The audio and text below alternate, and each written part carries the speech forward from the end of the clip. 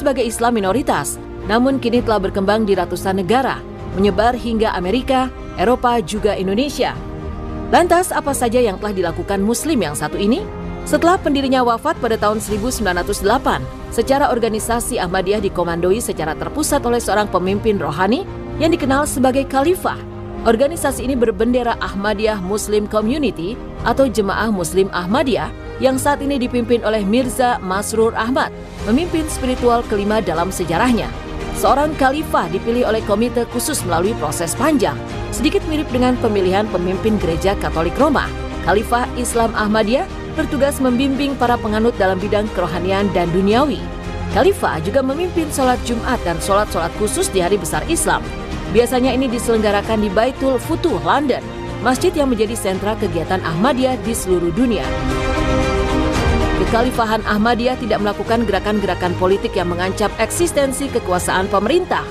Jemaah Muslim Ahmadiyah menyatakan diri sebagai organisasi Islam terdepan yang menolak terorisme. Sikap ini dapat dimaknai sebagai implementasi dari ajaran pendiri Ahmadiyah, Mirza Ghulam Ahmad, bahwa jihad dengan pedang secara agresif sudah tidak memiliki tempat dalam Islam. Sebaliknya, pengikutnya diajarkan untuk berjuang tanpa kekerasan lewat jihad dengan pena dalam membela Islam. Memiliki keimanan dan tata cara ibadah yang sama dengan kelompok Islam lainnya. Lantas, mengapa sebagian menganggap kalau Ahmadiyah bukan bagian dari Islam? Persekusi terhadap jemaat Ahmadiyah sepenuhnya disahkan, bahkan didukung oleh pemerintah Pakistan. Undang-undang pidana Pakistan secara eksplisit mendiskriminasi minoritas agama dan Ahmadiyah. Secara khusus menjadi sasaran pelarangan karena langsung dan tidak langsung menyebut diri sebagai Muslim. Ahmadiyah dilarang menyebut masjid sebagai tempat ibadah atau menggunakan azan dan berdoa sebagaimana kaum Muslim. Mereka juga dilarang menyebarkan dengan perkataan atau menulis atau mengatasnamakan agama mereka dengan maksud mengajak orang lain. Pada 1979, seorang ilmuwan Pakistan bernama Abdus Salam memenangkan Nobel Fisika. Penemuan terbesar dalam hidupnya ini adalah kunci yang mendasari teori fisika partikel yang masih dipakai hingga kini. Juga menjadi tonggak penemuan partikel Higgs boson pada 2012. Dan Abdus Salam adalah pengikut Islam Ahmadiyah. Abdus Salam adalah orang Pakistan pertama yang memenangkan Nobel. Semestinya kemenangan ini menjadi momen bersejarah bagi negaranya. Panjang hidupnya, Abdus Salam taat beribadah. Ketika bekerja sepanjang hari di rumahnya di London, ia lakukan sambil memutar rekaman lantunan ayat-ayat suci Al-Quran. Dia juga tidak pernah melihat keyakinannya sebagai halangan untuk ilmu pengetahuan. Bahkan ia menganggap kedua bidang ini bekerja saling berkelindan. Ia kerap mengaku kepada banyak sejawatnya, sebagian besar ide-ide datang kepadanya dari Tuhan. Abdus Salam bekerja keras menemukan teori dasar fisika yang bisa menjelaskan semua teori fisika partikel yang dikatakannya mirip dengan keyakinannya. Lubna Arsyad mencatat sejarah baru. Ia adalah perempuan kulit berwarna sekaligus muslimah pertama dalam sejarah yang dilantik sebagai Lord Mayor of Oxford atau Wali Kota Oxford pada Rabu 17 Mei 2023. Dengan hijab yang menutupi kepala, ia tampil berbeda. Lubna Arsyad yang sebelumnya adalah Labour Councillor dilantik dalam sebuah upacara di Balai Kota Oxford. Pejabat sebelumnya Kota James Fry pensiun dan mengundurkan diri. Lubna Arsyad terpilih sebagai anggota Dewan Kota pada tahun 2018 mewakili Cowley Marsh pada awalnya dan kemudian karena perubahan batas pemilihan, sekarang melayani Temple Cowley. Sebagai wali kota, Lubna Arsyad juga menaungi sejumlah badan amal, yakni Humanity First, Oxford Community Action, dan Asylum Welcome.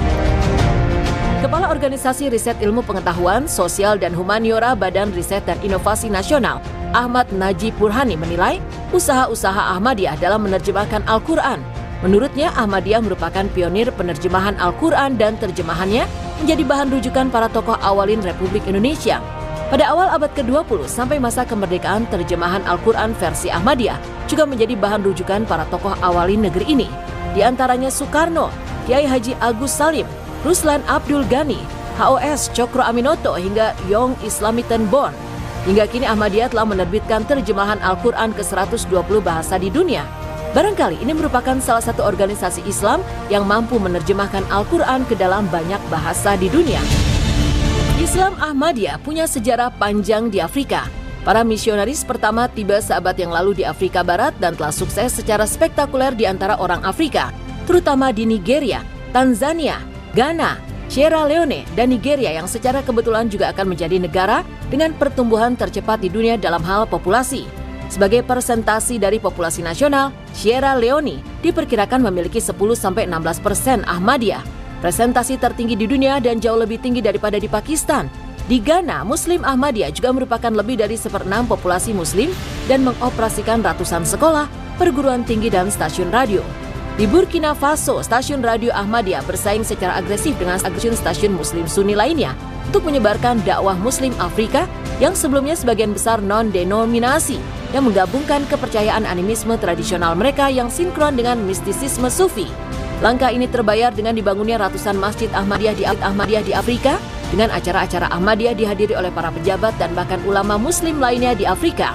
Di Afrika, banyak Muslim arus utama termasuk ulama tidak Ahmadiyah sebagai sesat, sangat kontras dengan yang terjadi di Asia Selatan. Dari sekitar 12 juta Ahmadiyah di dunia, sebagian besar dari mereka kini tinggal di Afrika.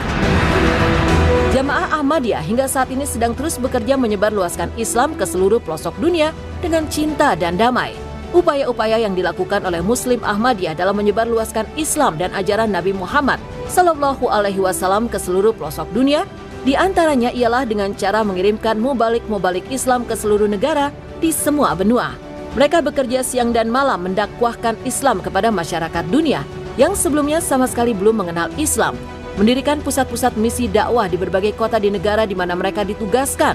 Kemudian mereka mendirikan masjid-masjid ketika dakwah telah berkembang untuk memfasilitasi para jamaah beribadah kepada Allah SWT. Jemaat Ahmadiyah membangun lebih dari 15.000 masjid, 500 sekolah, lebih dari 30 rumah sakit di dunia. Itulah Ahmadiyah. Minoritas Muslim ini kini terus berkembang pesat dengan ajaran cinta damainya, menyebarkan Islam ke seluruh pelosok dunia dengan motonya Love for all, hatred for none. Cinta untuk semua, tidak ada kebencian untuk siapapun.